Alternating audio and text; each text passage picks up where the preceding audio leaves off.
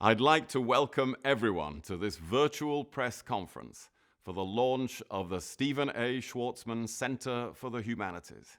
And as Chancellor of the University of Oxford, and on behalf of everyone in Oxford, I want to express our immense gratitude to Steve Schwarzman for his generosity and for his philanthropy. We are confident that this new, unique centre will ensure that the University of Oxford retains its pioneering role in thinking about the humanities long into the future. It's a very satisfying feeling to play a part in the future and be part of the elegance and beauty of the past. It's a privilege. The humanities today is very important because as we move further into science, further into AI, that there's still going to be human beings around. So I thought I should do something to balance that and reaffirm the importance of the human being. First of all, the building itself is spectacular.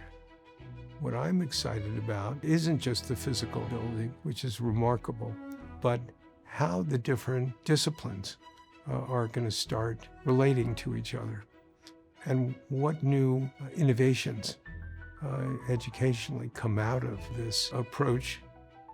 What magic is going to get unleashed?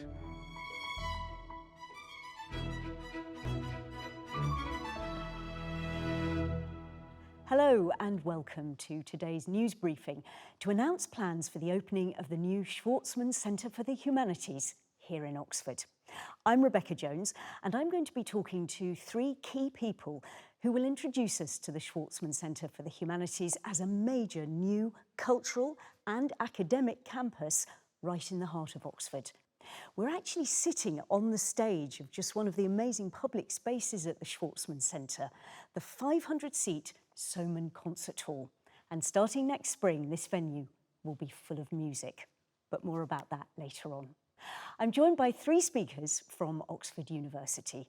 First of all, Professor Irene Tracy, who's the Vice-Chancellor, William White, Professor of Social and Architectural History, and Professor Daniel Grimley, Head of the Humanities Division. And I just want to start by asking you all, wow, this is a big day. What is going through your mind? Well, it's just very exciting. It's fantastic to be here, as you can imagine, to have the fruition of what's been a long project. Did you ever think we'd never get here? This is a project the university's had for the last 2 decades. And so it's extraordinary that we've got to this moment that, in fact, not only is there a humanities building, but it's a humanities building that contains much, much more than we'd ever imagined it would. And it's real, and we're here. Yeah. What's exciting is thinking now what we can do with this space and the effect it's going to have for the city, for the region, for the country, and beyond. There's a time when I think the humanities really needs that advocacy. I'd like to reflect actually a bit more on that. What impact do you think it will have, not only on the city, but the UK and perhaps internationally as well? Yeah, well, I think we'll all probably say this, but I'm a medical scientist by academic background, but I've always been a great champion of the humanities, and I love the humanities, and I love all things, particularly around the learnings that one can bring into your scientific world as well, about how you make impact by understanding humans and how they interact with society, but also the sheer joy of the cultural aspects of humanities. And so I think we see this as a real opportunity to celebrate the humanities. Humanities matter, culture matters. We're going to defend and look after them as a university that should and can, through generosity of philanthropists, and we're going to celebrate them. We've got a lot of nodding here. Yes. William, what did you want to add? I think, yes, to build on that, the point is that what this does is it symbolises and exemplifies the continued importance of the humanities and that centuries-old tradition of investigating what it means to be human at a most fundamental level. But also, of course, we're doing it in a new way. We're doing it in a different way. And, the concert hall is a very good example of that, because this isn't just about people like me sitting in our rooms teaching and researching. It's also about the way in which the humanities are for everyone, in which it's vitally important that we involve the whole community in that. And this building is all about sharing the humanities and all about the co-production of research in the humanities, as well as about, the ongoing work of scholars and academics. And Daniel, that's a message that goes around the world, isn't it? Absolutely. I think if we if we think about the scale and the complexity of the challenges we face now, whether it's in AI or global pandemic or in security or environment, I think the humanities has to be the heart of those conversations so that we don't lose touch with those questions of human agency, of culture and of history that have shaped and formed all of those challenges. And I think being able to bring people together, as William says, to co-create, share knowledge, to encounter differences of opinion in a safe and respectful space, that's what this building can do. And I think that's why it's going to be so transformative. Irene, I want to just delve a little bit deeper because I think you have outlined essentially what you think this building is for. But can you talk to us just a little bit more about the vision for the Schwarzman Centre? Yeah, well, we're of course very grateful to Steve Schwarzman, who has been the key philanthropist who had the vision. It was probably ahead of its turn back in the sort of early 2000s, but it did take a while to get there, and it did take a visionary philanthropist to match our vision, to support it, and indeed think about things like the ethics of AI being such a key aspect of what we would need to be equipped in society to tackle and understand, and was very keen that that would be a part of the centre as well. AI ethics is really all about finding responses to some of the really big questions that we have out there, how AI can benefit humanity, how we can leverage the great potentials that we're getting from this technology, at the same time as understanding the risks and then also the harms that we are already seeing from some of these systems. So at the Institute for Ethics in AI, we're looking at it from all sorts of different angles. First of all, what do ethical AI systems actually look like? So we're looking at issues like transparency, privacy, and so on. But we're also looking at the impacts of AI on people and societies across many different sectors like health and social care, at the workplace and so on. And then we're also looking at some of the big philosophical questions like, what does it mean to be human in the age of AI? This is a great time for us to step back and to reconsider and remind ourselves what it is that we value as humans. And if we do that together, then I really think that AI can help us to create more flourishing societies. This vision was very much shaped, and co-created very much with Stephen Schwarzman and with, members of the university. We couldn't have a more generous and committed ally who is not just committed in the context of the philanthropic giving, is committed deeply to the vision and how this is successful going forward. And then the joy of it is that the timing is perfect, because the timing couldn't be more important than now for us to have a building of this nature, to bring all those disciplines together, to celebrate the humanities and culture. But how do you hope it will change the way we think about the humanities? Oh, I think the fact that the building is going to be a public building, which is, again, a new thing for Oxford. Students can be inspired by seeing undergraduates and graduates. That can be very inspirational. Visibility matters. If you see somebody that looks like you will be inspired. And for a lot of the public, what goes on in academic universities is a mystery. The research we do, the impact, you see it quite often when it's through, say, spin-outs in vaccines like our COVID vaccine and others. You see the immediacy of that. It's less easy, I think, for the humanities to make that step into translation, if you like, for the public to see why they matter. Super. William, if I might turn to you, Professor of Architectural History, you also know Oxford inside out. I just wondered how you approach the development of the building. So the building had to bring together a hugely complicated range of functions. So it brings together 7 academic departments, 7 libraries, 2 research institutes, plus all the performance venues and cultural spaces, plus the public spaces, plus all the gardens. So it needed to bring all of those things together. And so what we did was to open up to a competition, and we got, international architects to pitch ideas as to how you solve those problems. And the answer came in the programme and in the design and in the concept that was put together by Hopkins, who really managed to tick all the boxes we wanted. And what they've done is to produce a single building round this beautiful great hall, which evokes the Radcliffe camera, which evokes the schools quadrangle at the heart of the Bodleian, which evokes all these traditional Oxford ideas, but also completely overturns them. And it overturns them by creating a space which is designed to bring together all these departments, which, as Irene was saying, have existed separately in 20 different buildings across the university. So even the departments weren't in single buildings. They were scattered widely across the place, and to create a space which also, we hope, will feel welcoming for everyone. So anyone can come in and have a cup of coffee there.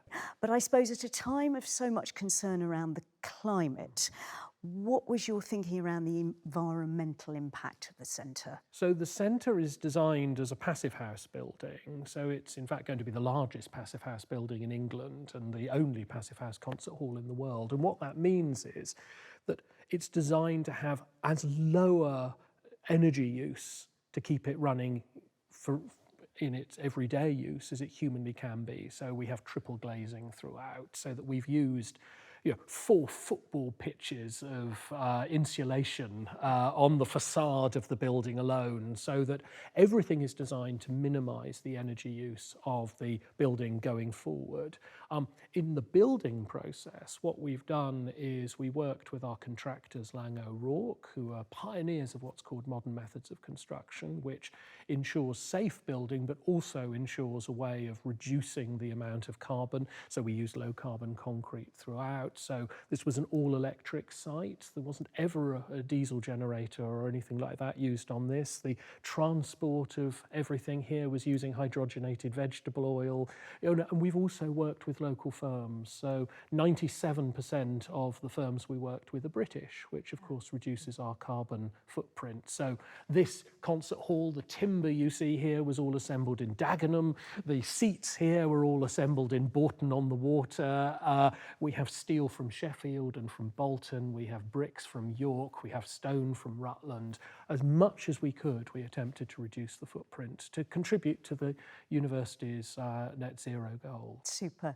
Dan, I'd love to talk to you about the programming and starting with this decision to appoint this outstanding body of artists, writers, performers who are going to become fellows. What can you tell us about them? Well, the cultural programme is unique, and it's unique because it's embedded within a world-class research university. So what we want to do with the fellowship scheme is to bring artists and creatives into the heart of what we do as academics, so the teaching and the research, and co-create them, get them together, our students, to introduce them to new audiences, new publics, and through that process really generate new forms of knowledge, new ways of communicating, exploring new kinds of technology, asking difficult questions, and really pushing those creative boundaries in a new way. Our first fellows are Rafik Anadol, who's coming to do work on the digital archive and the question of what is an archive in the digital age, what does that mean in terms of knowledge production and how we communicate and preserve that knowledge. And Ez Devlin, who's one of the most exciting theatre designers in the country, who's really interested in what it means to make a place. She is concerned with that question of earth and soil and human agency in a digital age. And of course, that's what our building's all about. Nico and I have the great honour of inaugurating this extraordinary building, providing an environment for that building to speak for the first time.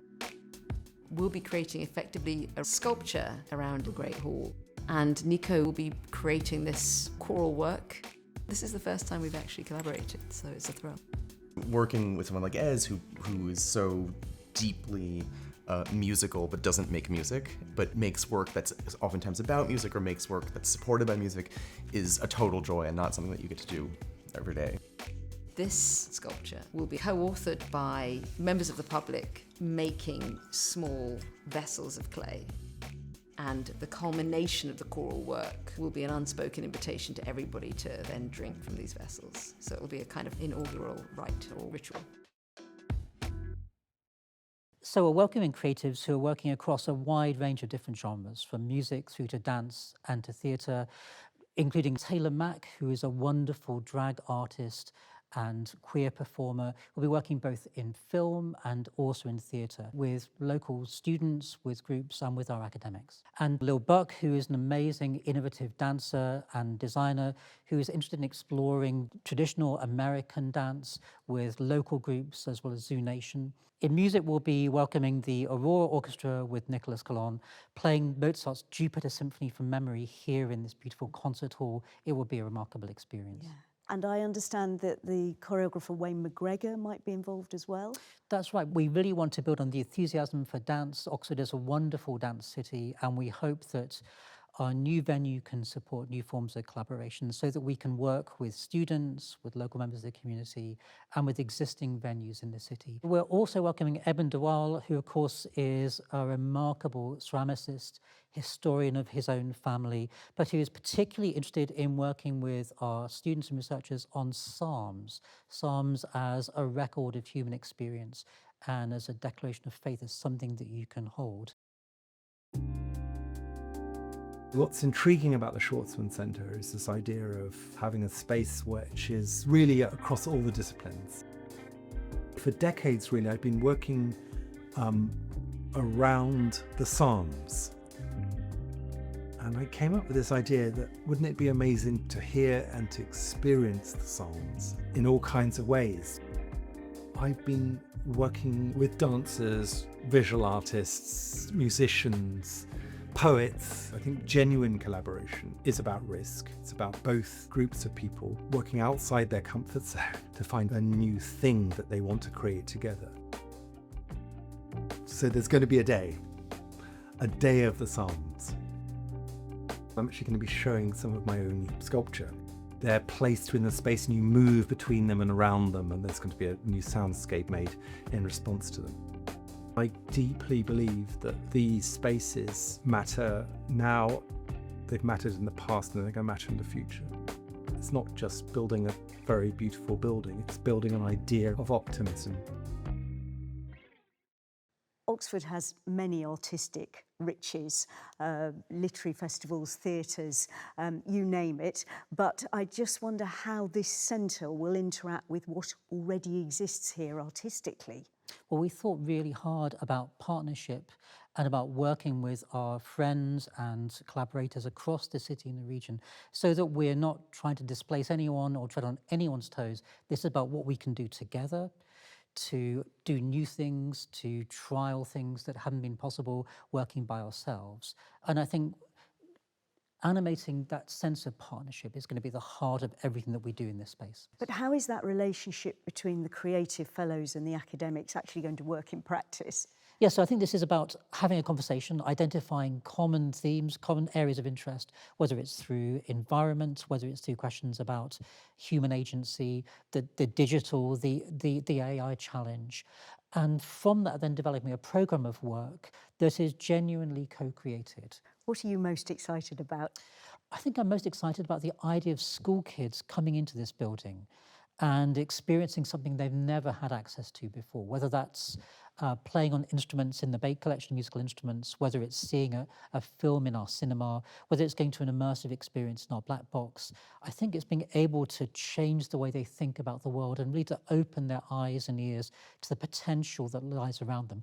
That's what I think this building is going to do. I think the other thing we can do is work with the creative industries in a way we haven't been able to before. So we've been collaborating with Marshmallow Laser Feast on immersive digital installations that can give an audience a new insight into the way we're thinking about how our bodies interact with the environment. And that, I think, opens up all sorts of new opportunities for training, for skills, for supporting those creative industries, giving them a platform, working with startups, with spin-outs. This, I think, is constant with the mission for the 21st century university. And it also makes that material, that knowledge, that resource available to a much wider public than has been possible before.